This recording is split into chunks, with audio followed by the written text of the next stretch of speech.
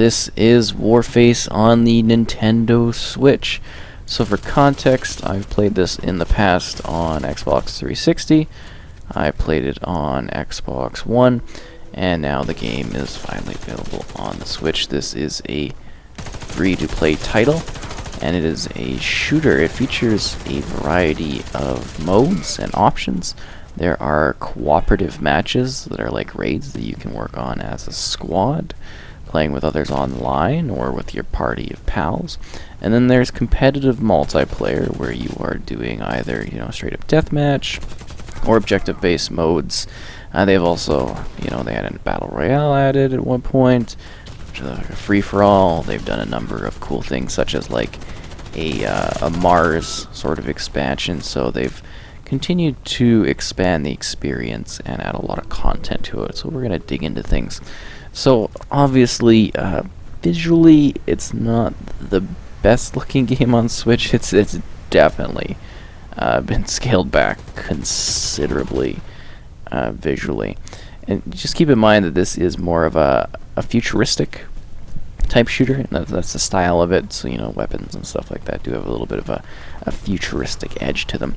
They have the gyroscope option for controls on by default, so I immediately had to turn that off because it is just, I have yet to play a game where that's actually been beneficial to my gameplay.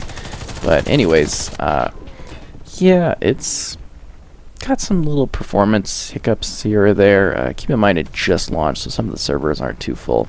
So I kept getting looped in when I was trying to do basically matches of the storm mode, which I quite like, where it's like objective based and you do tiers of battle. That one I think is my favorite option here. So what's neat about this is it's got like a a cooperative focus to it, so that you can interact with one another in order to do things. And definitely performance issues. But yeah, and then on the 4K it's kind of rough. I mean, visually it's quite clean in terms of the color range. Like the whites and the oranges and the blues in the world look good, but the edges are like mega rough. A lot of the finer details have sort of been lost in getting it to this platform. But I mean, it is a free-to-play shooter, which in my opinion is, like, shooters in general are something that the Nintendo Switch is lacking in. So it's good that this option is available to people. God, I hate these controls for aiming. So yeah, there's a number of classes you can play as. You kind of unlock them, and you unlock additional modes as you level up and continue playing. You can basically rent guns and gun skins and armor and stuff in order to not necessarily get an edge, but yeah, just so you have access to better tools and better equipment. So keep that in mind, since this is a free-to-play title. That's an element of their microtransactions, and I mean obviously with adjusting gear. So cool. This is actually a very popular game. It's big on PC. I played it on PC too, and it actually is big on the other consoles too. It is not a horrible shooter, quite honestly. I mean, it's been better on other platforms than this, but it might actually be worth checking out because Switch is needing something like this. So like I mentioned, we've got the PvE content where you're working through missions to battle AI. And then you've got the PvP. There's over 50 multiplayer maps across a series of game types, over 200 weapons, something like that. It's ridiculous. There's so many kind of neat, iconic extras and stuff that they've added to this one. But it is very much a multiplayer-focused game. It's not a single-player title. You have up to 32 players in a match. It boasts on its page, so that's kind of interesting. A lot of players going on. And it does actually feature large-scale kind of combat, as you're seeing here, with all the people engaging with one another. It looks like the train is now it's opening again. Uh-oh. But yeah, it's not looking like I thought it would run a little bit better than it is at this current point. Oh crap. Shoot that guy. Maybe my grenade. I don't think the grenade finished him off. And then yeah, the different classes, they have different options. I usually play as a medic, so it's a little bit different for me to be doing this. Oh crap, I was going to be showing off various things. It is nice to see that this option is available here because it doesn't cost anything. So it might be worth checking out if you are interested in that sort of experience. So you get other tools. You can use like a knife to like stab people. You get like cooler items if you like rent them in that. Again, there's the grenade. I would mention right off the bat, right in the main menu, turn off the gyro controls. Seriously, you're just gonna be like, ugh. Definitely worth it. But yeah, they got a good selection of maps, a good selection of content to it. Honestly, I have fun playing this game. It is nice to see it finally, randomly almost, arrive on the platform. This was entirely unexpected, and I hope I'm kind of giving you a good idea of like, you know, how things are running and interacting and stuff like that on the platform. It's interesting where they've made certain cutbacks and tweaks to things. I think that's kind of cool, and I think the match is going well, that we're going to be able to show off another map after this one too.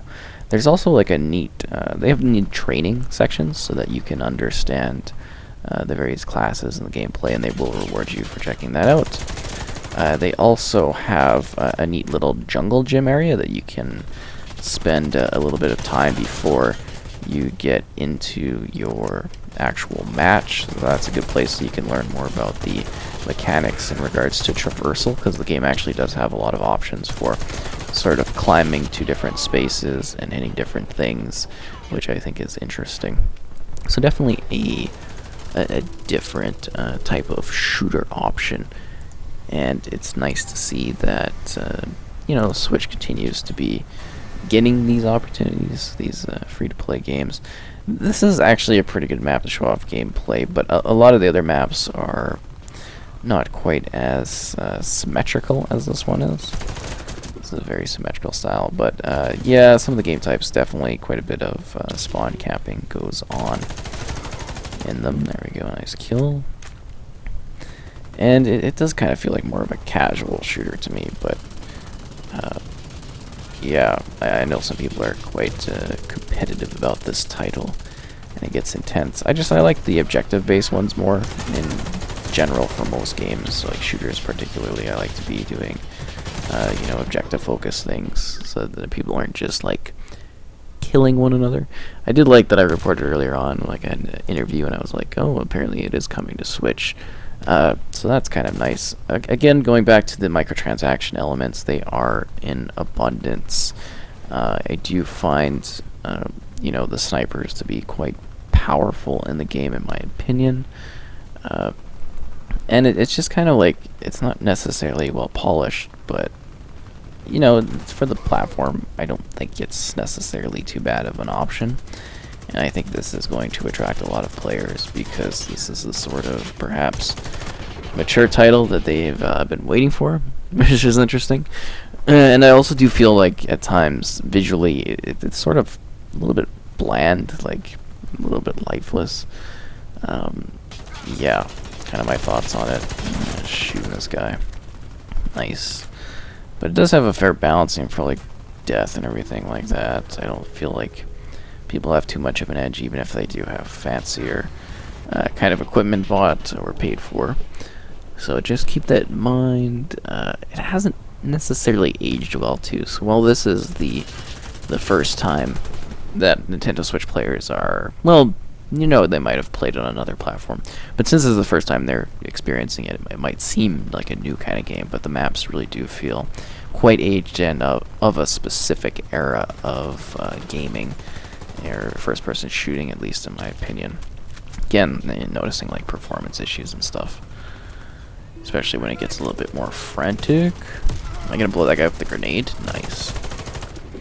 Does have a nice snap to enemy players though, in regards to aiming. Finish these guys off. I think they're like 15 seconds. I'm looking forward to showing off another map because there's a lot more to this than this one. They do have a lot of biomes, a lot of different terrains to kind of experience, and I like being the meta class because, you know, you get to kind of more or less focused on saving lives. So not bad of a match for me. Let's get into the next lobby. So this is the safe house, safe room kind of area that you can go to between matches. Kind of a good way to test out your weapons and also get an idea of the game kind of like movement system, because there's this whole jungle gym area, so you can hop around. But I think I'm being loaded into a game. Yep. So here we go. We're on another match, deathmatch again. So generally, you know, as far as a shooter goes, I feel it's a little bit more sluggish and a little bit slower than some of the other titles that I'm used to when it comes to shooters. And when it goes in regards to the campaign type cooperative missions, keep in mind that it is largely a very linear sort of experience. You're moving from point to point. It's very tight, so there's not a lot of freedom, and you are generally doing objectives. And I think that's one aspect that does make Warface interesting, is the objective focus for gameplay. I think that makes it a little bit more unique in the fact that you are cooperatively working together. I mean, obviously for Deathmatch or free-for-all, you're not doing that, but when you are in the campaign, or you're doing like the store missions or the other modes, there is like actually good focus on getting everybody to work together as you battle along. Ugh, the texturing and stuff is just, ugh. It's bothering me. But, I mean, it is the game. It doesn't seem like they really scaled things back too much in terms of like the density of the world, the complexity of the actual items and layouts of the maps, but they definitely lowered the visual quality on so many of the textures, and like the trees and the flora is just kind of like, it's not as luscious as it usually is. Oh yes, the ridiculous slide tackle. Woo! Yeah, that's always fun. You can actually like crouch and everything like that and go prone too, if you didn't know that. So it does have the mechanics of all the shooters you're used to, and you fit into the classes. Where was I getting shot from? You know, your nichier classes as you work together and try to win the battle. I don't know. Deathmatch isn't quite the best showcase for what this game is, but it's going to be the most popular off the bat as things just kind of continue to get rolling out. But it is nice to visit Warface again. You know, it is actually like a title that, again, like I mentioned, I enjoy playing. It has some neat aspects to it. Why am I having so much trouble shooting that guy? And you can switch up classes between the rounds, so I guess maybe we'll do a sniper. We'll go back to the menu. And then, yeah, I guess we're managing this guy. We gotta actually have the respawn time in order to change the classes, which is annoying. But like, look at the texturing on the tank. It's so bad. But yeah, if you would like to see additional sort of Warface action, let me know, because I'd love to take a deeper look at the game, and especially some of the other well, not classes, but the other game types that are present within the game. Yeah, the sniper is just like so powerful in this. And the Dragunov, I'm not even shooting it fast, it's like it's killing people. Oh wow, no, he got me good. We'll switch back. I like to have the fast rifleman class.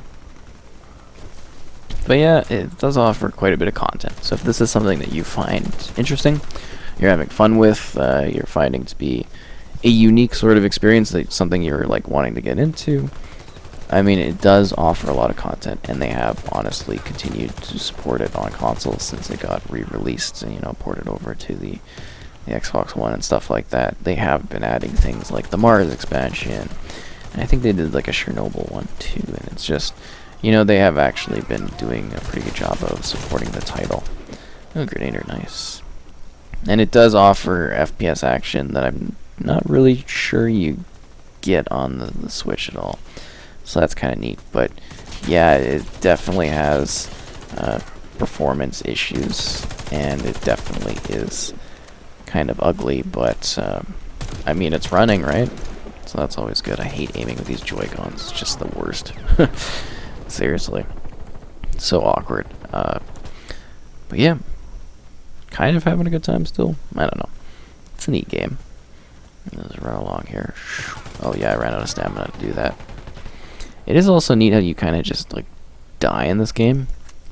I say that in the sense that it's like you're not super padded with armor, so you can actually mulch people down. And I know a lot of people like that aspect of shooters, the fact that you don't have to dump bullets into people. They do die pretty easily, and we should maybe be trying to work together to hit up new heights. Anybody? Any takers? Nobody on the assist to climb. That's what I'm talking about, man. Bro, as he's like hovering in midair. That's the way it goes. Ugh, yeah. Really not blown away by the visuals, gotta say. Ugh.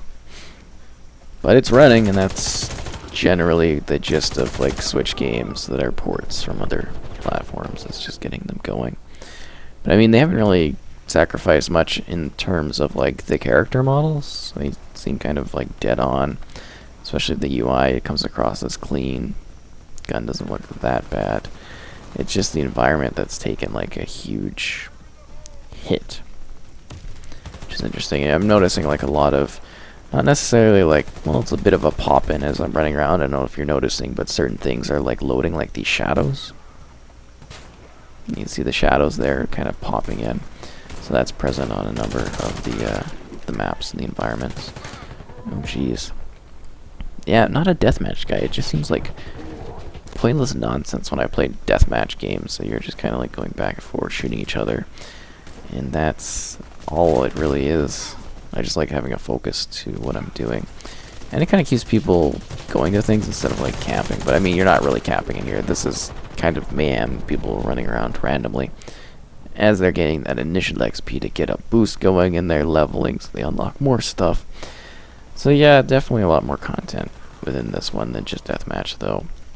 But I mean, time's limited and I'm matchmaking and stuff like that, so this is what I'm showing off today because it's kind of working well and flowing well. But I do heavily suggest checking out the Storm and the other objective-based game modes. I think Storm is possibly the best. In my opinion, it's the best game type in this. And definitely worth a whirl. Who else wants to get shot up today? Right up in near the spawn. Down you go. I think I'm doing alright. That's some bullet lag if I'd ever seen it. How am I doing? 12 and 13? Wow, I suck. Never mind. Barely, like not even. That was kind of sad. But yeah. Oh, jeez. Something to perhaps take a look into if this is a shooter that you've been wanting. I'm sure we'll see more content added to it over time, and I think it's probably going to be popular on the platform. I see that being the case. That's why I'm jumping in here right away and just trying to make like comparisons between you know, a lot of what I know with this one and then seeing how it's working here. Because honestly, it's not the prettiest of titles on any of the other platforms, even though it is a CryEngine title. So it's neat to actually see, you know, a CryEngine game kind of running here. I think that's fascinating from a technical standpoint. But yeah, you know what? Actually, I'm surprised it's like got a stable sort of FPS going at all. Oh wow, I thought that guy died. There we go. And good effect on the bodies too. I like that tumbling. Ugh, god, motion sickness. Shoot this guy down. Only got a minute and a half left. We'll finish this off. We're kind of like a really close game too, isn't it? And we're turning the tide a bit, getting into their spawn, capping them up. Who wants to get blasted? Oh, I guess I do, because that guy's Galil me. That's like the majority of my deaths is this one guy on their team. He's really taking it to me. But I do like how they give you a lot of the technical details in a very clean way. It's kind of, I don't say it's a lazy aesthetic, but yeah, the UI is just sort of like, it's smoothish. I mean, it's there. It's very easy to see, but yeah, it could have been a little bit cooler, I guess. It is an aged game, though, that they keep porting over, but I mean, I can't blame them. It's wildly successful. Free title. So, you know, what's the hurt of checking it out and taking a look at things to see how it is for yourself. Okay, where'd this guy go? Get back here. Oh, jeez. Yeah, totally dead. It's gonna be close, like a little too close, because they were like 94, 96. But you get a lot of deaths in, you get a lot of kills in. Matches, you know, good length, in my opinion. Storm ones definitely take a lot longer to kind of work through because they are more. It's like Rush and Battlefield if you're familiar with that. And then they got like bomb defusal, and they've got like more like free for all and stuff like that. You definitely mix it up with their modes. Okay, there we go. Nice double kill. Sick. Oh, I thought sometimes you put in bullets and you're like, I don't know. Anyways, that's Warface on the Switch.